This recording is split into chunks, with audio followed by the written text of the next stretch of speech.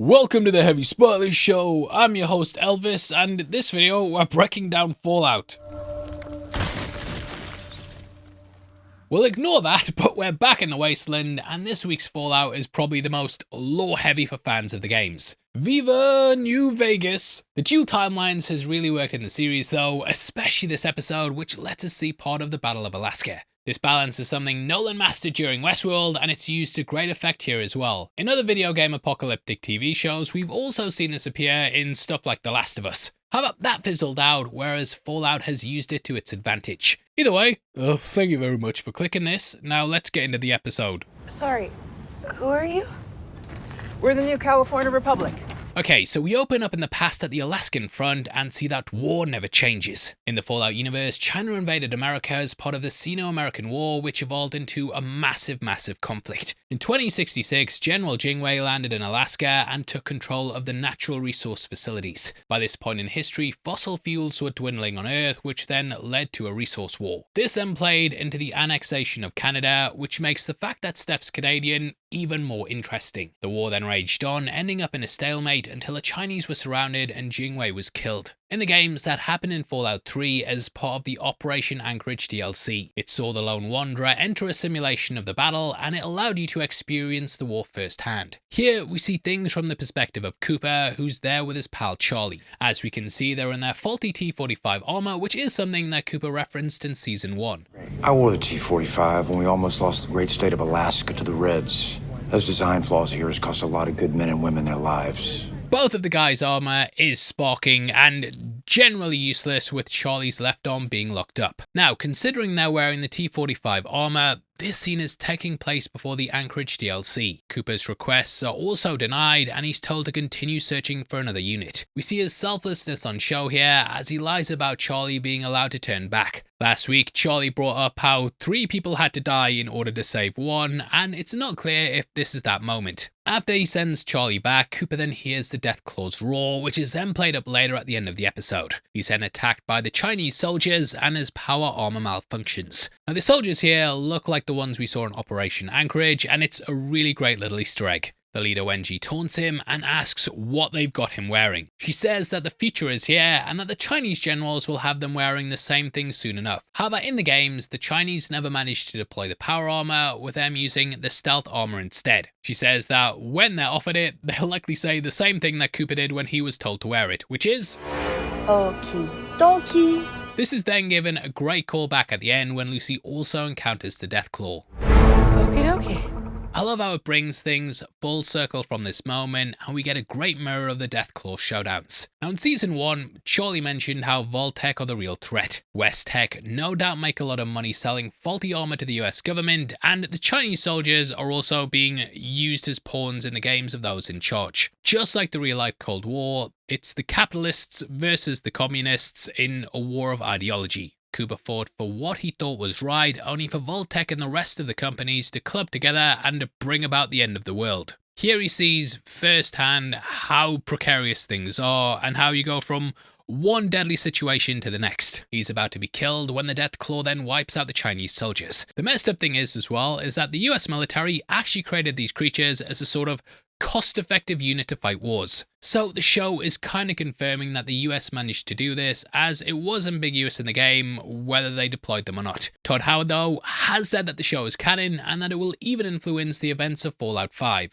Whenever that comes out, I'll be dead by then. The creature then sniffs Cooper, and I do wonder if they were bred not to attack Americans or anyone in power armor. Heck, Cooper may have even been given a pheromone to protect himself. Because of this, it might even avoid attacking the pair next week, but yeah, that's more of an unlikely theory. This plays on what Wenji was saying about the escalation of weapons. The power armor should be the ultimate weapon, but it's shuttily designed, showing how much the companies disregard human life. This disregard's then further shown as Cooper sees firsthand the lengths the US will go to win the war by creating the scariest monster of all time. No, not you, mate.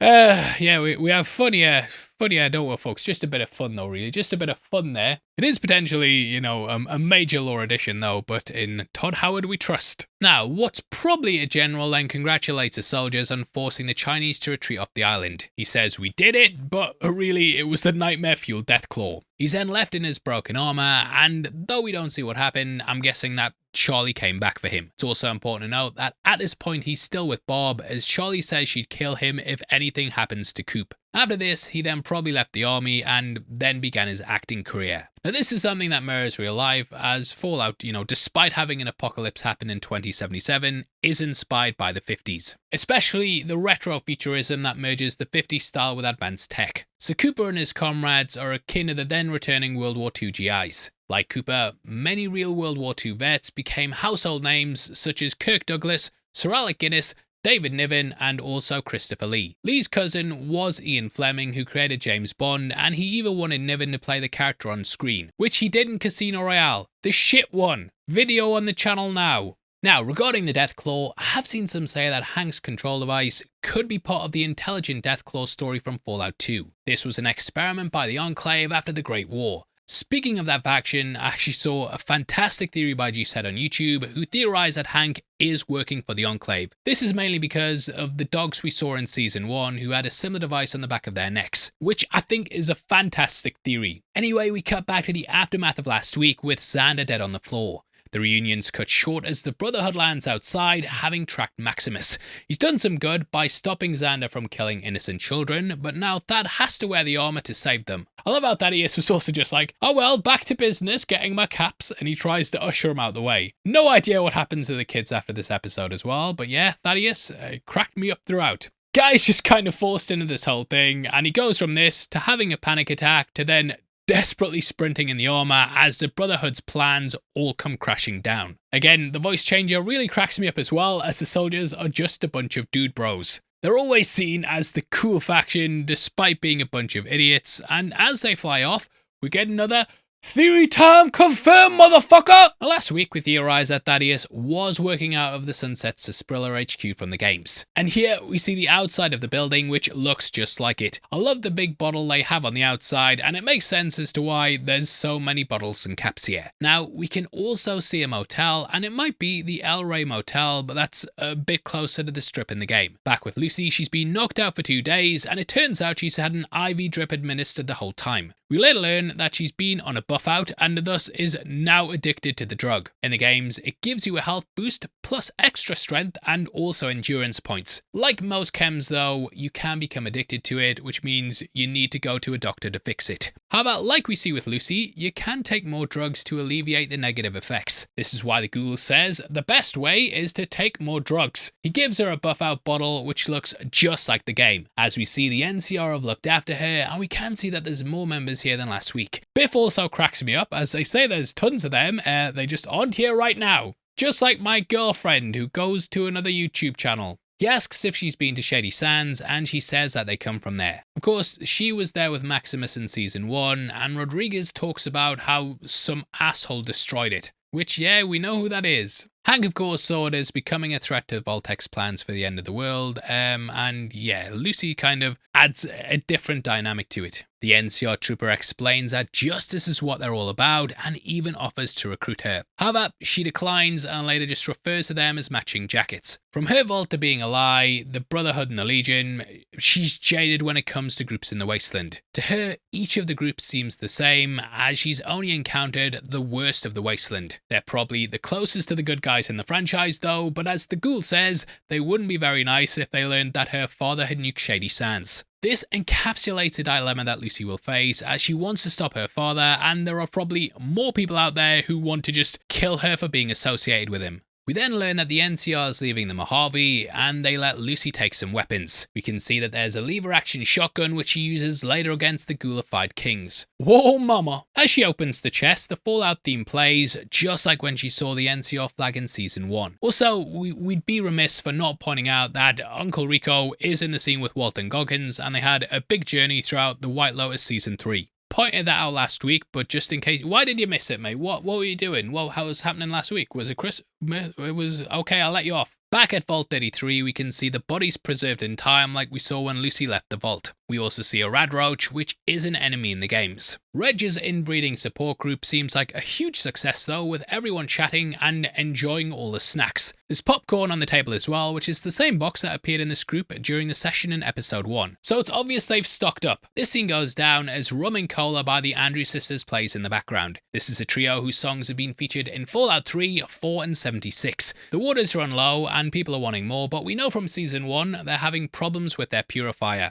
That's still faulty in the Vaulty, which has led to some rationing. Reg heads off to replace the water coolers, and as Betty says, this is nothing more than just a snack club. Reg thinks that everyone's come here to seek support for inbreeding, but really, his snack budget is ingrained into the Vault Charter, so it's a free license to scoff your face and drink as much water as you want. To his right is also a Vault of the Future poster, which is taken from the intro to Fallout 1. To the left is a Vault Council pinboard with a "Don't Waste Water" propaganda sign, which makes this extra funny. In addition to this, when he walks through the halls, you can see a dehydration warning poster. People are having to use pipettes on crops which are slowly dying, and the dwellers are only allowed 1 litre of water per day. Betty says that they can't be wasting the water on the support group, and he mentions that her approval rating is in fact going down. As we saw in season 1, he did of course run for the Overseer, only to then be beaten by Betty. Because of this though, I can't help but wonder if he's going to start usurping her and take control of Vault 33. If that happens, their water situation will probably get worse, since he's far more of a populist compared to the much more pragmatic Betty. He's also a fucking moron. I do wonder though if Steph's going to be ousted as well, and then we might get 2 new Overseers, which I think would be a great way to take things for season 3. As we see with Betty, she's got her work cut out for her at the moment, and the confrontation with Steph is also very cold. It's clear that Steph has her own plans, and she could even be a lackey of Hank's. Catching up with Lucy and the Ghoul, she's now tweaking, and I cracked up when she said, "I hereby quit drugs." It's like declaring bankruptcy. "Hey y'all, you got any more of that buff out?" It'll take 5 days going cold turkey to get her off it, which will also be wildly painful. However, she can't wait that long as they're so close to the strip and could potentially catch up with her dad. We can see the Las Vegas city limit sign, as well as the one for the Lucky 38. So with time not on her side, the only option is to take more drugs, super hands style. Had a nice little relaxing smoke of crack. The thing about buff out is it's very Moorish. I love how she justifies taking the drugs as she needs them to stop her father from doing more evil things. Spoken like a true addict, and she then gets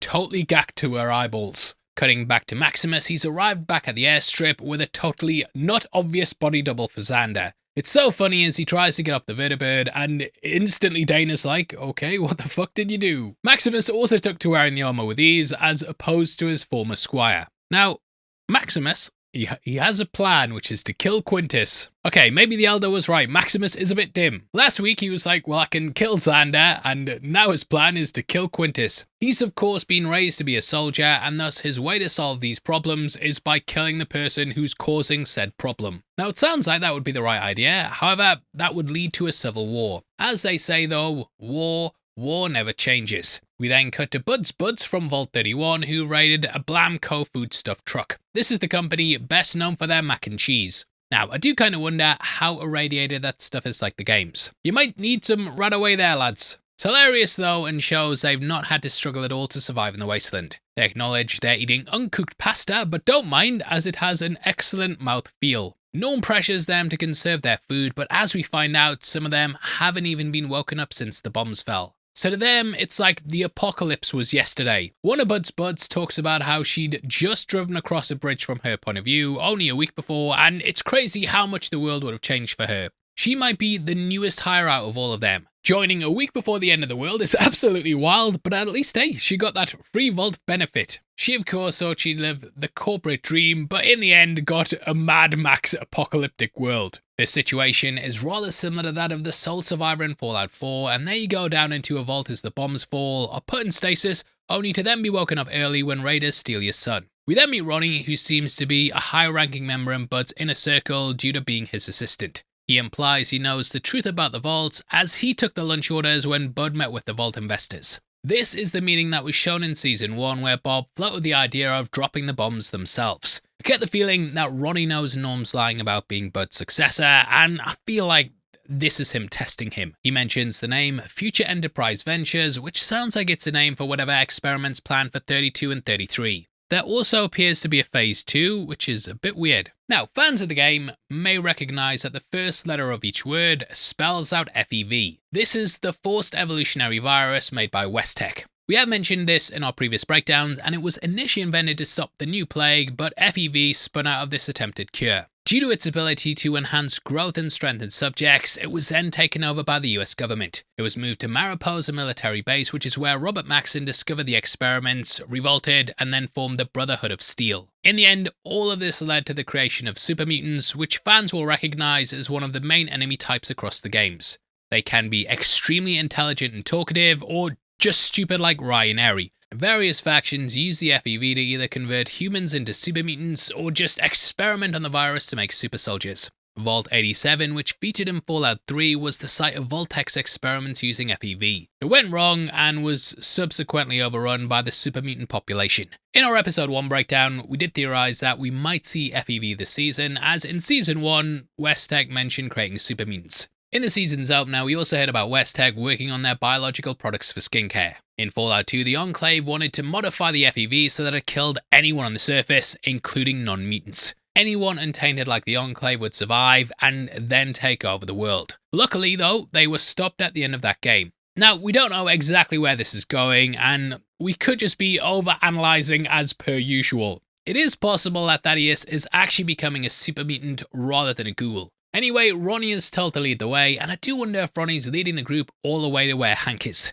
The vault is empty, and I'm sure our boy could do with some help working on that brain interface. I'd love it if Norm was also reunited with his dad before Lucy then arrives, and we then get a big family meetup, but lots of stuff's changed. The trailer might even give us a clue, but yeah, we'll talk about that in the spoiler section. And we then cut to Woody, who's played by Zach Cherry, who's been missing so far this season. I'm guessing that he's been very busy filming Severance, and that's probably why he wasn't in those other episodes. He struggles to get used to the opposite layout of this vault, and accidentally runs into Davey, who also struggled with the layout as well. I cracked up when Davey said how he almost walked into the woman's men's room, and Woody then accidentally runs into a meeting of the overseers. Betty says that she found Bud Askins upside down in a mop bucket, like we saw last week. They know Vault 31's been abandoned, which means there's no more former Vault-Tech employees ready to replace them as overseers. It seems like whatever experiment was going on has now ended, as Betty says that Bud's dead. She also installed Steph as the overseer, as she expected them to work together as one huge vault.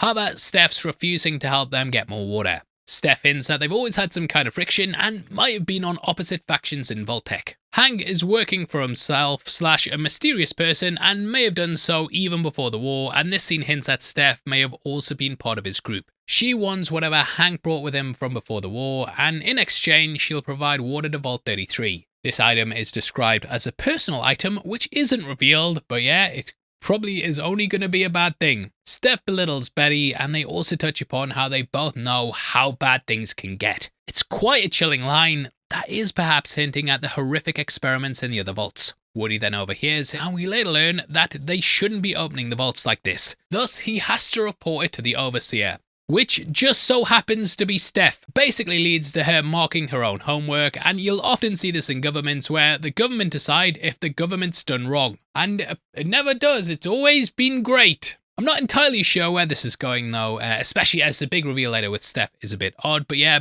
definitely something worth focusing on. We then cut to New Vegas as Lucy is tweaking out her goddamn eyeballs. The ghoul also thinks that something's off, as there's no one there to meet them. Fans will know that when you try and enter the strip, you're greeted by Securitron. In this, you must have 2,000 caps on you to be let in to enjoy the delights of the New Vegas Strip. Now, we do get a bit of an allusion to this, as we see a broken Securitron on the floor. At the end of the last season, it was revealed that the strip was in a bad way, and there appears to have been a battle between the NCR and what I think may have been Mr. House's Securitrons. There was also potentially a Deathclaw involved as well, as we did see a skull. Last week we theorized that the courier had upgraded the Securitrons, just like how you can in the game. Once again, the showrunners decided on a more ambiguous approach when it came to choosing the canon ending to that game. Instead of the Securitron, there's a roaming band of Elvis Presley impersonators who have been ghoulified and all shook up. This is a group of scavengers who discovered the King's School of Impersonation and worshipped Elvis like a god, just like Austin Butler.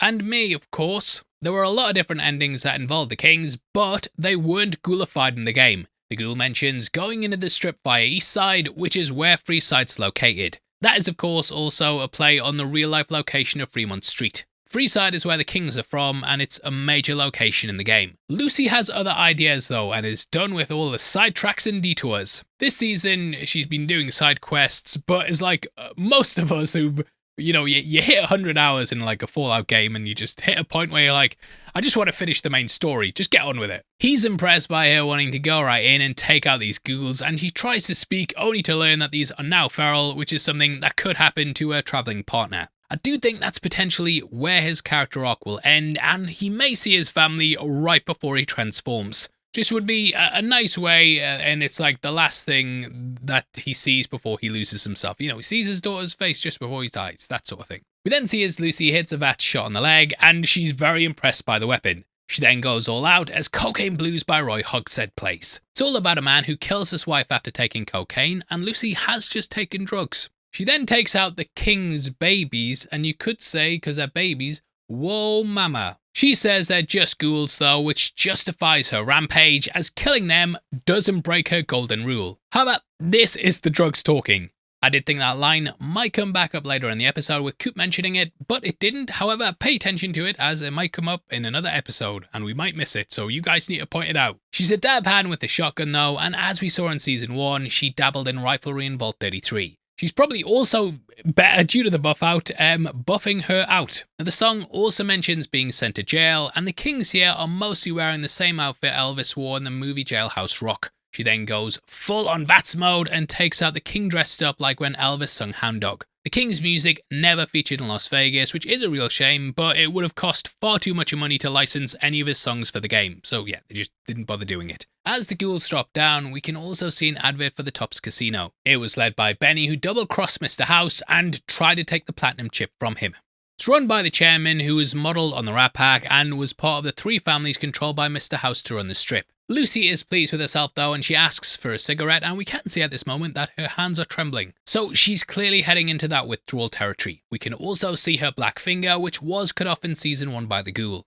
She then had another, albeit decaying one, attached by Snip Snip. We then cut back to Area 51 as Thaddeus bumbles around the mess halls, struggling to pretend to be Xander. The Yosemite chapter elder attempts to make amends with the Commonwealth, as they were potentially part of Quintus's plot to usurp them. Maximus then heads in to kill Quintus and comes clean about killing Xander, only for the elder of the Coronado chapter to also join in the mess hall debate. Thaddeus isn't exactly cool under pressure either, and this causes him to have a panic attack. Coronado again says sexist stuff, while the Yosemite elder says she will stab him in the mouth if he keeps talking like this. This is a promise that she ends up keeping when shit hits the fan. We then see that Dane takes the cold fusion device, which surely should have had much better security. Quintus says that he found Maximus in the ruins of Shady Sands, and that if he dies, the world of anarchy will continue. He promises to rebuild civilization, albeit via very cruel means. As we see, this does not include abominations, which, as he gains powers, will probably be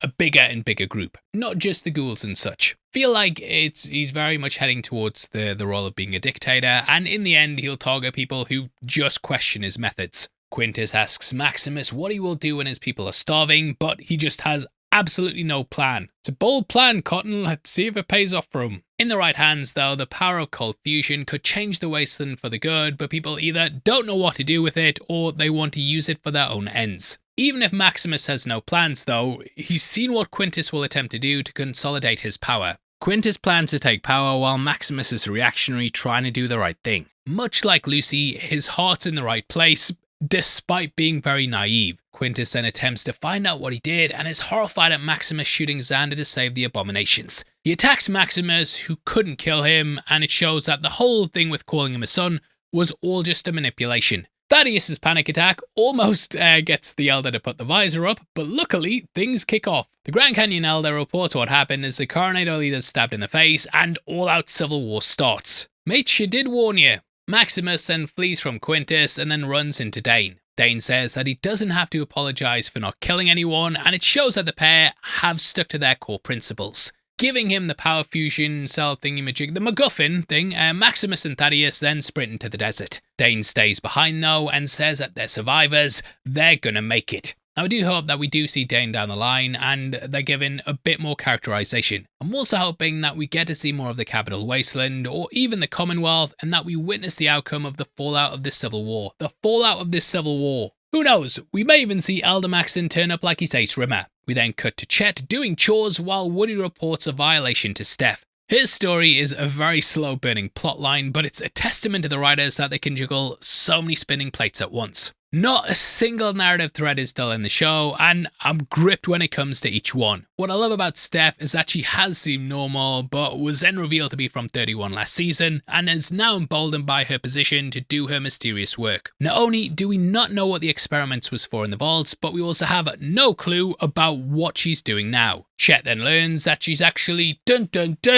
Canadian. This ties into the opening and the annexing of Canada by the United States in 2072. Canada was a key location for America as it was integral in defending Alaska from China. The Fallout 1 intro showed soldiers executing Canadians in the street, so it wasn't all sunshine and rainbows. She was born the day after Valentine's Day 2045, and this doubly confirms to Chet that there's something sinister going on with her. Woody then asks about the experiments, which appear to fluster Steph as she says it's just overseer stuff. Chet may even learn from Woody that Vault 31's been emptied out, which then may lead to him checking the names on the stasis pods. Back at the strip, we get a good look at Lucky 38, which appears to be deserted, along with the Gomorrah. The latter was run by a mafia-like group called the Omeras. It's a bit of a letdown it's abandoned, and I can see this might annoy fans of the games. Seeing the New Vegas strip, that was such a memorable moment in the games, but unfortunately it's all stripped back. Going past the Gomorrah, we can also see an advert for Brimstone, which is the casino's nightclub. As the pair walk onto the strip, you can also see a sign promoting the Rat Pack review, which again is a take on the real Rat Pack. It's a show you can actually visit in New Vegas, and we also see the Ultra Lux, which is based on the Bellagio Casino. It's run by the White Glove Society, which are a tribe of former cannibals who have transformed into ultra high class society. Walking in there had me like, the whole place is deserted though, run down, and a world away from what we saw in New Vegas. As Lucy explores, she finds some eggs just like the game, and you can hear the Geiger counter from the franchise that warns of radiation. Considering that New Vegas was thriving in the game, there certainly should not be any radiation. It's here that we then see a very cool Deathclaw bust out the Brimstone nightclub. The visuals are great here, and the beast looks like it's coming out of hellfire. The creature was apparently mostly handled through puppetry, and they also added a bit of CGI to assist that. Co-showrunner Geneva Robertson Dwore, which I hope I've pronounced right, she said that they're only really scary due to them using puppets, which I definitely agree with. It just gives a kind of tangibility to it. The design, however, may split the fan base down the middle. This is actually the Deathclaw design from Fallout 4 and 76, as the Fallout 3 and New Vegas versions do look pretty different. This brings us full circle from the start though, where Cooper encountered the Deathclaw in Alaska. The episode is titled The Demon in the Snow, and it could refer to that, or maybe even Cooper. Now they were created using the DNA from the Jackson chameleon. Their lore is largely mysterious though, compared to the franchise staples such as the super mutant and ghouls. As of yet, we have no idea why the strip is abandoned, and Victor mentioned last week that Mr. House is gone, which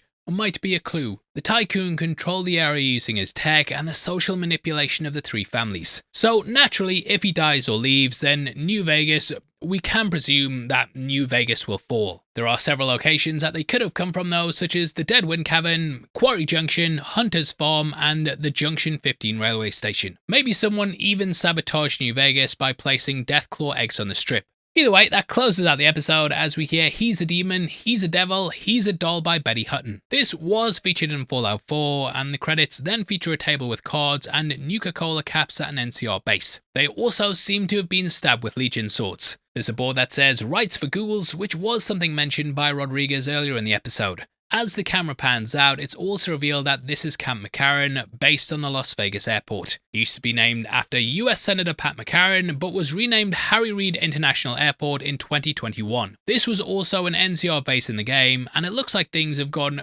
very wrong since New Vegas. Anyway, that wraps up everything we could find, and overall I feel this was a very solid episode. However, I do think kind of not creating a canon ending for New Vegas has led to the locations and factions not being used to their full effect. That said, this is Lucy's story, but New Vegas fans, are often so ignored by Bethesda that this is the only piece of content that we're ever going to get. And it would be nice to have some clarity. Come on, guys. Fallout 4? No, here's another re-release. Skyrim? Here's a copy for your smart fridge. Anyway, I guess I should judge the show at face value, and to be fair, it's doing a superb job. And yeah, I know people who don't play the games are really enjoying it. It's just, I have to have my head cut in, otherwise my head's gonna explode. Anyway, that takes us to our spoiler section, and here we'll be discussing what's been shown in the trailers and our theories on what it could lead to. So, if you don't want to know, thank you for watching. I hope you've had a good new year as well, and cheers for all your support. Anyway, in the trailers, we can see that Reg's group only gets more popular as we see people dancing and eating food. So Betty's insults haven't worked, and I do wonder if he might become the overseer in the end. In the trailers, we can also see lots of people working at the desk in Hank's new home. So I do wonder if Norm will lead them to the vault, only for them to dive straight back into work on the mysterious Phase 2. Regarding the death claws, the trailers have showed Maximus in the NCR power armor. He walks through Freeside with the ghoul and Thaddeus, and it then cuts to him punching a death claw. So that's all coming, and we know that he and Thaddeus will have a scene by firelight in the desert. When that happens, we don't know yet, but we will be back to break down episode 5 next week, and thank you for coming on this journey. Please drop a like on the video as well, drop a comment below as I'd love to hear your thoughts. If you want to follow us on Instagram as well, then make sure you check us out at Heavy Spoilers. Did you know as well that members of the channel also get early access to video for just 99 cents a month if you click the join button, yay! You can also check out our merch at the merch store below. We are doing lots of sales still. If you pick something up and pick up another shirt, guess what? You're going to get more of a discount the more you buy, something like that. I've crap at selling it, but the designs sell themselves, so why not go check them out? Pick yourself up something and pick up something for a loved one and get yourself 2 shirts. Anyway, huge thank you for sticking through this video. I've been your host, Paul. You've been the best, and I'll see you next time. Take care. Peace. Peace. I said peace. I said go. I said leave. What are you doing? You're still here? Okay. Well, you can stay. What you been up to, mate?